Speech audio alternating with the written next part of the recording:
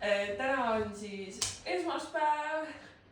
Neljapäeval jäime me rahvaraamatusse ööseks ja see oli ülipull, aga see oli ausalt nagu üliintensiivne ka. Nii et reede hommikuks oli mul siuke tunne, et alates nagu neljapäeva lõunast kuni reede hommikuni, mis objektiivselt oli umbes 16 tundi, on olnud 5 tööpäeva. Ja, sama. Mul oli siuke tunne, et ma olen nagu täis mingi bootcampi läbi teinud. Nagu viimast podcasti osa filmides. Üks hetk ma lihtsalt vaatasin tühja pilguga Kirsikast mööda, oli nagu mingi, ma olen lihtsalt, ma ei tea, kui kaua aega noogutanud ja ma ei nagu tea, mis toimub. Mingi 3 sekundit oli vaikus, Sandra nagu, mul on vabandust, aga mul ei ole nagu kuidas sa just rääkisid. Ehk siis... Nii et oodake kindlasti seda osa, siis saab olema alustame all. Mina olen üldiselt madala ärevustasemega välja arvatud, kui me räägime ajalisest planeerimisest ja kuskile kohtadesse nagu actually aja peale minemisest. Seega mina olin suhteliselt vaidse plaani teinud, mis hetkel me kuskil oleme. Ja kuna ma olen väga ärev aja osas, siis ma hakkasin tegelikult enda tööd tulema juba 15 minutit varem, lihtsalt igaks juhuks. Ja siis ma helistan Kirsikale. Joo, ma lihtsalt ütlen, et ma hakkan tööd tulema, et nagu Kirsi juurde sõitele peale võtta ja Kirsi ütleb, ja ma olen lastega rattapoes. Ma olen juba just mingi, okei, kõik on hästi. Ma võtan endale kohvi, this is good, everything is good. Ja tegelikult me alustasime ainult mingi 6 minutit hiljem sõitmist, nii et tegelikult kõik oligi hästi, aga minu ärevus selleks hetkeks oli juba nagu mingi. No ma tegin ikka elu kiiremat pakkimist, sest et nagu mulle niigi nagu hakkas, ma ei ole väga ajaärev, aga isegi mul hakkas juba veits, et meil on vaja siit rattapoest minema saada. Ja siis, kui Sandra ütles, et ta on minu juures, siis mul oli mingi ekstra ärevus, sest et nagu selle osas ma tunnen ennast väga halvasti, kui keegi nagu minu järgi peab ootama või minu pärast ennast kehvasti tunneb. Ma tundsin seda nii-öelda kaastunde ärevust, mis õhkus teiselt poolt linna, aga see oli elu kõige kiirem pakkimine. Ma ei jätnud peaaegu mitte midagi maha. Quite proud of myself. See oli ülikiire pakkimine ja mina lihtsalt vaatasin oma telefonist, ma võtsin selle Find My Friends ette ja ma näen, et ta on teises linna otsas ja mul lihtsalt nagu mingi silm twitchib veits ja ma mingi this is okay, this is fine, see on lõbus praegu. Aga tegelikult tuli ka, meie autosid tuli lõbus ja me saime kõik kohad õigel ajal käidud, me saime Alekokkilaas käidud, me saime fotokondis käidud, peale mida me avastasime, et kuna me ei ole blond moment. Kuna me ei ole kumbki nagu niimoodi varem kaameraid rentinud ja kuna me filmime kõik enda episoodid telefoniga, siis me ei teadnud, et sul peab olema oma mälukaart. Siis me Kirsi sõidab, ma olen mingi paanikas guugeldan, kus ma saan Tallinnas kell mingi 8-9 õhtul mälukaarti osta, kirjutan kõiki grupi chatidesse, mis toimub. Ja siis vaatasin, et okei, me saame Viru keskuses ära käia, Viru keskuses, mis iganes Euroniks või asi seal on, see on kella 9 lahti, me saame mälukaarti osta, aga okei, 19.26, me parkisime auto ära, 4 minutit kõnnib sinna rahvaraamatusse, okei, viime kotid ära ja siis käime Viru keskuses. Ma stressis, palavan ka, mul on mingi nahtagi seljas, ma higistan, ma olen nagu täiesti siuke nagu on the bridge, sest mingi, ma tahan lihtsalt kohale jõuda, teeme ukse lahti, ERR on kaameraga näos. Ma olen lihtsalt mingi. Ja kohe tuleb see reporter, mis on esimesed emotsioonid? Ja ma olen lihtsalt mingi, ma oma peas nagu mingi emotsioon, et ma tahan siit ära, ma lihtsalt nagu mingi, ma lihtsalt mingi. Ja ma juba hästi tajusin seda nagu Sandra pinget, et ja mul oli lihtsalt nagu korraks mingi, et ma vajan nagu resetimist ja ma lihtsalt olin mingi ja naeratus peale läheme ja siis küsitakse nagu mingi reporterite poolt küsimused ja siis ma olen nagu mingi nagu meil olid seljakotid seljas. Jopäed täis. Jopäed, seljakotid, meil olid kotid käes, just vaatame nüüd üle kõik need lambilülitid ka ja ma olen vist mingi see oli nii naljakas. Ma olin mingi, ma tunnen, et mul higi tilgub, siis ERR pani meile siis ETV+ Horisondi saade tuli, panid meile need mikrofonid külge ja ma alles täna mõtlesin selle peale, et mikrofon oli ju küljes, aga ma vaikselt Kirsile. Mul on ikimullid otsa ees, aga mikrofon näitas kõik, et kuidas seda monteerivad, siis nad näevad seda ja kuulevad. Ei, see oli täpselt see siuke reality TV moment, et sa nii ja nüüd pange asjad siia ja siis just tehke nii, nagu me läksime lihtsalt vooluga kaasa, nagu ma ei vastuta selle eest, mida ma seal intervjuus ütlesin. Ma väga panin rängalt naljaka pange maha, ma nii loodan, et see esinna saates on hilarious, kõik naersid. Aga juhul, kui ei jäänud, siis igaks ütleme selle siin ka ära, siis saatejuht küsib ja kuidas on teie podcasti nimi ja Kirsika vastab maailma kõige enesekindlamalt sekundi pealt raamatututsid ja ma nagu ei, meie podcast on kuidas see lõppes ja siis on väike paus ja Kesik ütleb meie oleme ju raamatut otsinud. kõik naersid, see oli nii naljakas. See oli konkreetselt nii naljakas ja lihtsalt nagu kogu see hetk nagu minu, mida pekki ja siis Kirsi lihtsalt jah, et oleme ju meie. Aga konkreetselt me läksime siis sinna, kus see voodi oli ja siis oli nii, istuge siia, teeme nii. ei, istuge siia kõigepealt, pange need pidžaamad selga. ei, enne istusime voodi. Me rääkisime Sandra oli väga ärevil, et ta pidi linnariietega voodi peal istuma. ja ma lihtsalt tahan öelda, et minu kodus on sellised reeglid olnud alates väiksest saati, et kui sa tuled koju, siis vaatad riided ära ja linnariietega voodis ei käi. Eriti kõik, kes on nagu maal elanud, teavad seda, et nagu kaks asja, millega sa nagu kodus ei käi, on linnariided ja laudariided, nagu need vahetatakse kohe ära. Ja oh my god, nad olid nagu mingi, istuge siia voodi peale ja ma olen lihtsalt mingi, ma lähen linnariietega voodisse. Nii palju kaastunde ärevust, kui palju ma 4 päev tundsin, ma ei ole juba ammu tundnud nagu. Mulle ei meeldi ka tegelikult linnariietega voodis olla, aga nagu Iris oli aga ma tean, et Sandrat rängalt häirib see ja ma olen mingi äkki me ei istu, äkki me lihtsalt seisame siin kõrval. See oli okei ja siis oli tõesti ja nüüd pange pidžaamad selga ja nüüd hüppake siia voodisse, nüüd hauli video ja lihtsalt kõik asjad ja see oli tegelikult, see oli nii tore. Aga see oli lihtsalt nagu ülipalju korraga nagu Kirsi tegi veel autos meiki, ma olin mingi okei, ma ei tee veel meiki, ma teen seal vetsus kiiresti. Spoiler alert, ma ei teinud mingit meiki, seal ei olnud aega. ja siis üks hetk oligi, et mingi, et okei, nii, nüüd on kõik rohkem ei filmi, ma olin mingi davai. Ja siis meile öeldi, et me võime oma pidžaamades sööma minna. Ja see oli väga sööge, mu peas väga segadust tekitav hetk, et me olime täis flaneeli pidžaamades ja siis me sõime nagu mingi 4-käigulise a la carte restorani õhtusöögi, kus nagu mingi teelusika täis pardimaksapasteeti ja anti sulle mingi fancy prantsusekeelse animega. Et seda pardimaksapasteeti oli mega palju. Seda ei olnud tees, seda oli isegi rohkem kui supilusika täis. Mina väga suur pasteedi fänn, ma sõin ära enda pasteedi ja ma sõin ära pool kirsika pasteedist, sest ma olin vist nagu mingi pasteed. Aga tõesti, esiteks oli ülinaljakas see, et me istusime täpselt aknal all ja siis nagu, kes on käinud selles Vanalinna rahvaraamatus, siis seal lähedal on see ületigu foor, kohe mingid bussi ja trammi ja trollipeod, sest inimesed pidavad nagu mingi... Sest et pood oli kinni ja aeg-ajalt inimesed käisid ikka üritasid nagu ust avada.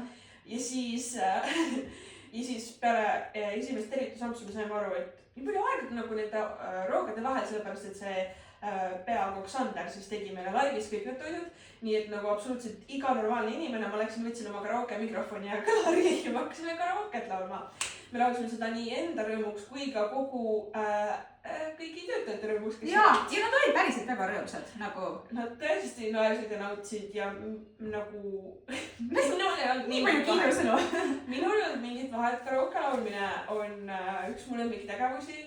Ma laulan kogu aeg, igal pool, mulle meeldib see nii väga, et olete juba mõnda videot näinud ka. Ehk siis, või kui näiteks toit lauda tuli ja see peakokk oli natuke ka ärevil, sellepärast et esimene kord ta sellist asja teha ja siis ma olin ka nagu mingi ja ta tuleb siia ja annab meile süüa. 3. käiguks oli Sander juba meil siuke häll. Ja ta pärast... Shout out to Sander. Shout out ja ta pärast ütles ka, et ta oli väga tore kõike seda teha, kui taustaks laulsime. Ja ma olin nagu mingi, siit tuleb Eesti armastuslaulude top 3 kuuluvad laulud minu arust ja siis ma laulsin Tantsid sinuga taevas ja Singer Vinger ära jahtu ja kas me muusikat üldse panime, ma laulsin ilma muusikat ja, seal ei olnud isegi muusikat, seal oli lihtsalt mina nagu sa ära jahtu kuni ma söön. Ma ei ole kunagi kindel, kui palju seda välja on kuulda, siis ma ikkagi nagu jälgisin, et kas keegi veel nagu õues ka naudib meie kontsertidega. Mulle tundus, et nad ei kuulnud. Too bad. Millest on kahju tõesti. Ja kui meil kõik söödud sai... Mis söödud? Me ei jaksanud, magustoitu ei jaksanud süüa, nad tõid meile alla põhimõtteliselt sinna voodi kõrvale. Sööge siis pärast poole. Me sööme 2 peale ära 1 magustoitu ja siis meile toodi veel juustupuuviljavaagen, mida me tegelikult sööme hommikul alles enne hommikusööki ruttu, et oleks midagi natuke söödud. aga jah, kell oli mingi 10 läbi, äkki pool 11, kui me jäime nagu põhimõtteliselt täiesti üksinda ja hakkasime siis pihta enda suure sisuloomeplaaniga, kus oli 2 podcast'i episoodi, mingeid naljakaid videoid, mingeid reels'e ja lihtsalt nagu actually nautimine ka. Ja üks asi, mida me pidime actually fake ima, oli see, et me ütlesime Horisondi intervjuus, et me kavatseme kindlasti magistritööd teha. Me ei jõudnud seda. Aga selleks, et me ei valetaks, siis üks hetk, kui me nagu vlogi avaldame, siis te näete meid seal magistritööd tegemas. See on vale. See on vale, aga me näeme väga selgelt välja. Ja siis me alustasimegi esimese podcasti, me pidime üks hetk korraks poolele jätma, sest kaamera aku sai tühjaks. Ja kui te mõtlete, kus me mälukaardi saime, jaa. siis üks hetk, kui ma linnariietega seal voodis istusin, ma tundsin, et mu stressitase läheb üle igasuguse normi ja ma literaali tõstsin käed püsti oli mingi, kas me saame korraks pausi teha? Kas kellelgi on siit meile anda mälukaarti või kui ei, siis ma pean käima Viru keskuses. Ja siis imetore fotograaf, kes oli Fee. Shout out to Fee. Shout out Feele. Fee oli siis nagu mingi, mul on arvatavasti teile anda, et mul on mingi varu, mis ma saan teile jätta. Ja Fee jättiski ühe mälukaardi meile, et ma saaks terve õhtu jooksul kaameraga filmida, vlogida, pulli teha. Ja seda me ka tegime. Jaa. No tehnilisi viperusi, mitte viperusi, vaid ajakulukaid vaheetappe natukene jagus. Ikka on hea testida tehnikat enne, kui sul actually seda vaja läheb. Ei tahtnud tehnika meie arvutite ja muude süsteemidega koostööd teha, aga Sandra on meie tech quiz ja siis, kui mina raamaturiiulite vahel chillisin ja laulsin ja browsisin, siis Sandra lahendas kõik meie tehnilised probleemid. Aga lihtsalt see tekitas ajalisi viivitusi, mis tõttu me selle teise osaga natuke hilja peale jäime. Jah, me hakkasime teist podcasti episoodi lõpuks filmima 2.15. Aga ma tahtsin öelda, et tegelikult mina planeeris kõik need asjad sinna sisse, aga kui me jõudsime fotopointi, siis ma olin veebis ära vormistanud kogu rendi tegevuse, aga see oli unustatud poele saata, et ma pidin nullist absoluutselt kõike poes alustama, mis tähendas seda, et süke 5-7 minutit hüppe Rocca al Maresse, mis oli mul sisse arvestatud, muutus umbes 24 minutiks. Also, meil on tohutult kehv orienteerumistaju, mis tõttu minul tegelikult ei ole. No ma ei tea, igatahes otsisime kahekesi pangaautomaadi. Jaa, aga see on Rocca al Mare, sellepärast, et need pangaautomaadid on esiteks kõik ühes kohas koos ja teiseks sellises kohas, et isegi kui sa tuled kõige äärmisest peaoksest sisse, kus need pangaautomaadid on, siis need on niimoodi eskalaatorite taga, et sa ei näe neid mitte kusagilt, ehk sa leiad need üles ainult siis, kui sa tead, kus need on. No vähemalt, ma lihtsalt arvasin, et ma olen väga kehv. Ja kui sa jälgid isegi viitasid, ma tegin tiiru peale. Siis sa ikka ei jõua nende juurde, sest see koht, kus nad päriselt on, seal ei olnud viita. Sinna viitad ei näita. Nii et täiega räme Rocca al Mare poolt ja seas mind räägelt tilti. Aga ikkagist enamusosa ajast nagu mingi 20 minutit põhimõtteliselt läks ikkagist nagu selle koha peal vormistamise peale, mis lihtsalt viskaski meid sellest ajakavast veits eemale ja siis ma jõudsin minu jaoks liiga hilja Rahvaraamatusse. Ja. Aga overall, ühesõnaga me väga palju unetunde ei saanud. Ja mina Kirsikal magama minna ja siis hakkasin ise tegelema kõigi videote importimisega. Nii et kui Kirs jäi magama mingi 3 kardasti, siis mina ja siis mina enne mingi pool või 3/4 kindlasti ei maganud. Lihtsalt sellepärast, et ma ootsin, et need videod importiks, sest ma teadsin, et see peab ülikaua aega ja ma ei tahtnud seda jätta hommikusse, sest mõtlesin, et äkki me ei jõua hommikul.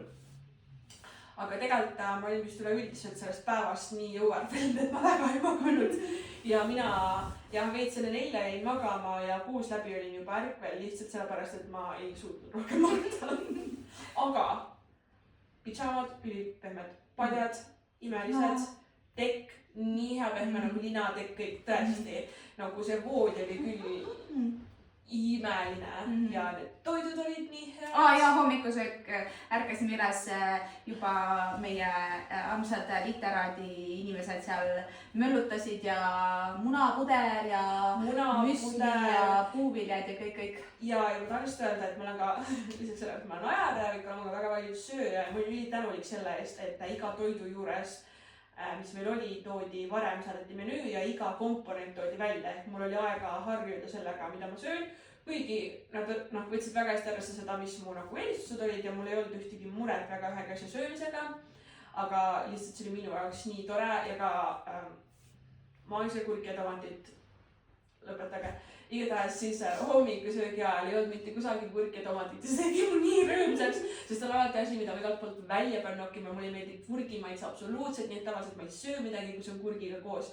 Ja siis salat oli tehtud lihtsalt nagu mingi avokaado ja erinevate värskete roheliste salatitega, ma olin nagu mingi... Ja, see oli väga suur. Üldse kogu see vastuvõtt oli nii tore, kõik inimesed olid nii toredad. Rahvaraamatu turundusjuht Liisa, love you.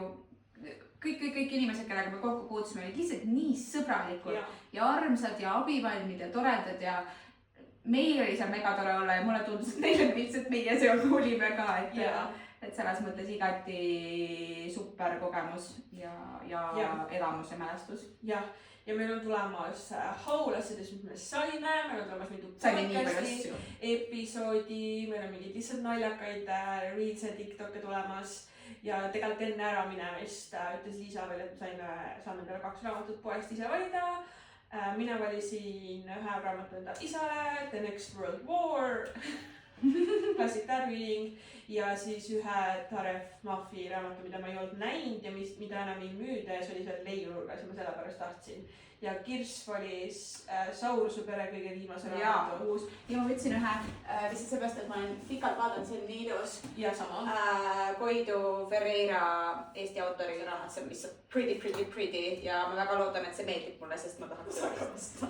Ja siis me tegime kõik kallistused ja hakkasime minema ja veits sür siiamaani mõelda, et siuke asi juhtus, siuke asi toimus ja nii haigelt lahe oli. Ühesõnaga, kui Rahvaraamat peaks järgmisel aastal, see aasta oli teine kord, kui nad korraldasid sellise konkursi, et kui järgmisel aastal peaks olema midagi samasugust, siis osalege täiega, nad näevad tõesti väga palju vaeva, et see kogemus oleks midagi erilist, midagi põnevat. Me ütlesime ka, et me oleks rahul, kui keegi oleks umbes kummimadratsi kuhugi 2 riiuli vahele pannud. Ja ma ütlesin ka, et nagu mingi kananagitsed friikad ja nagu kummimadrats maksavad nagu Aga tegemist oli väga luksusliku elamusega, nii et kes vähegi viitsib ja kelle vähegi huvi on, siis väga-väga soovitan osaleda. Käige Rahvaraamatus. Ja ma terve nädalavahetuse elasin selles pidžaamas ja ma olin kogu aeg nagu mingi katsuge. See on nii pehme ja see tõesti oli lihtsalt mega pehme. Ja no, what an experience. What a life, noh. Ühtlasi tähendab eesti keel. Ma olen nii palju Stonglishit rääkinud, aga okei. See kuhu piiri tõmbab praegu. Jah, sest see on mu parasjaid sõna. Ühtlasi siis olete te probably... Ühtlasi olete te arvatavasti ka aru saanud nüüd meie nimedest, mida me ei ole avalikult väga palju varem kasutanud, aga kuna neid oli vaja telesaate jaoks ja mingite klippide jaoks, siis Sandra, Kirsika. Yes, ja eks me siis edaspidi lähme täitsa oma nimede rada edasi. Sest et keegi siiani ei tabanudki ära. Me oleme ühes story's öelnud neid nimesid. Nii et jah. Aga Sandra Issi vaatab ka podcasti, nii et tema ikka meeldis. Jah. Olge musud!